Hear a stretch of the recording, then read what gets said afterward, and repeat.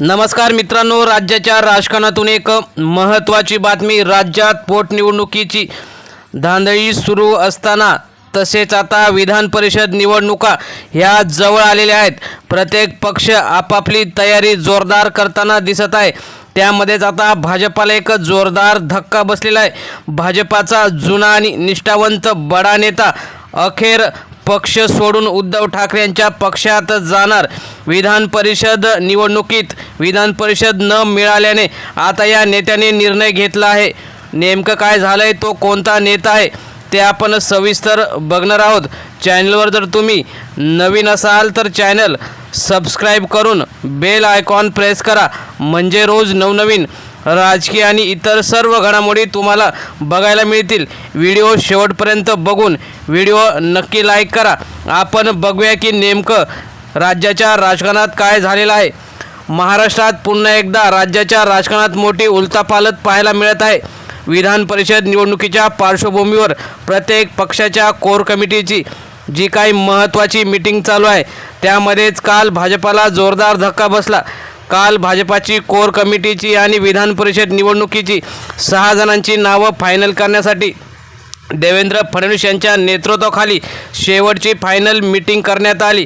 त्यामध्ये अशी काही नावं ठरवली की ते जे काँग्रेसमधून किंवा इतर पक्षातून बाहेरून आलेल्यांना विधान परिषद निवडणुकीचं तिकीट दिलं.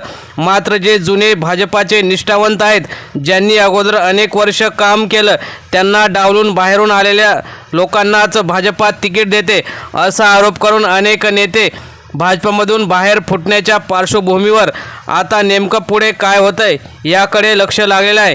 त्यामुळे भाजपातील एका ज्येष्ठ नेत्याने अखेर पक्षाला रामराम करत उद्धव ठाकरे यांच्या उपस्थितीत मातोश्रीवर जाहीर पक्षप्रवेश करण्याचा निर्णय घेतलेला आहे. त्यामुळे भाजपमध्ये अंतर्गत नाराजी उफाळून आली असता राज्यातील राजकीय समीकरणामध्ये सुद्धा मोठा बदल होण्याची चिन्ह दिसू लागलेली आहेत. उमेदवारावरून वादाची ठिणगी पडलेली असताना या जाहीर केलेल्या उमेदवारांच्या यादीत अनेक जुन्या आणि निष्ठावंत नेत्यांना डावलण्यात आले आहे. विशेषतः 6 जागांवर नव्या चेहऱ्यांना संधी देण्यात आली, तर पक्षासाठी अनेक वर्ष काम करणाऱ्या नेत्यांकडे मात्र दुर्लक्ष करण्यात आलं. त्यामुळे पक्षांतर्गत असंतोष उफाळून आलेला आहे. सदर नेते अनेक वर्षापासून भाजपाशी एकनिष्ठ राहिले होते. संघटनात्मक पातळीवर त्यांनी मोठं काम केलं होतं.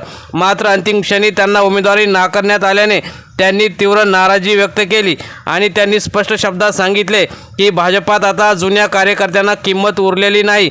याच पार्श्वभूमीवर संबंधित नेत्याने थेट मातोश्री गाठत उद्धव ठाकरे यांच्या उपस्थितीत शिवसेनेत जाहीर प्रवेश केला. प्रवेश सोहळा अत्यंत भव्य स्वरूपात पार पडला. शिवसेनेचे अनेक वरिष्ठ नेते आणि कार्यकर्ते यावेळी उपस्थित होते.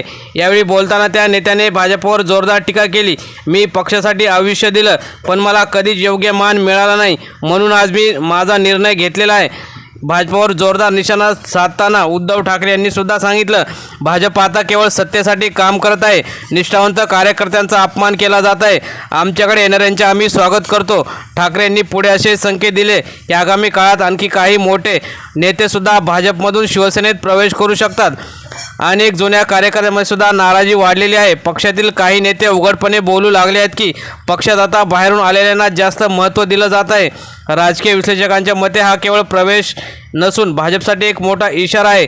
जर अशीच परिस्थिती राहिली तर आगामी निवडणुकांमध्ये भाजपला मोठा फटका बसू शकतो आणि जुने जाणते निष्ठावंत नेते भाजपमधून फुटू शकतात. या प्रवेशामुळे शिवसेना ठाकरे गटाला बूस्टर मिळाला असून विशेषतः मुंबई आणि आसपासच्या भागात पक्षाची ताकद वाढण्याची शक्यता आहे. मातोश्रीवर होणारे असे प्रवेश सोहळे पक्षाच्या पुनरुत्थानाचे संकेत मानले जात आहेत. राजकारणात काही एक कायमस्वरूपी नसते. आज जो नेता एका पक्षात आहे तो उद्या दुसऱ्या पक्षात जाऊ शकतो. मात्र या घटनेमुळे अनेक गोष्ट स्पष्ट झाली की भाजपमध्ये आता जुन्या लोकांना स्थान मिळत नाही. जे इतर पक्षातून काँग्रेसमधून आले आहेत त्यांनाच मिळू शकते. आणि त्यातून एक महत्त्वाचं नाव विधान परिषदेसाठी भाजपने काँग्रेसमधून घेतलेलं म्हणजे प्रज्ञा सातव. प्रज्ञा सातव यांनी 1 वर्षापूर्वीच भाजपमध्ये प्रवेश केला आणि त्यांना आज विधान परिषद मिळाली. मात्र जे वर्षानुवर्ष भांडारकर असतील किंवा उपाध्ये असतील यांनासुद्धा भाजपने डावललेलं दिसत आहे. त्यामुळेच आता जो काही भाजपमधील नाराजी, विधान परिषदेवरील उमेदवारीचा वाद आणि मातोश्रीवर झालेला हा प्रवेश, या सर्व घटनांनी राज्याच्या राजकारणात नवीन समीकरणात तयार झालेली आहेत. मित्रांनो, तुम्हाला काय वाटतं, भाजपमध्ये नेहमीच बाहेरच्यांना आलेल्यांना स्थान देऊन निष्ठावंतांना अन्याय केला जातो का? तुम्हाला काय वाटतं? तुम्ही सुद्धा तुमच्या प्रतिक्रिया कमेंट बॉक्समध्ये जरूर कळवा. धन्यवाद.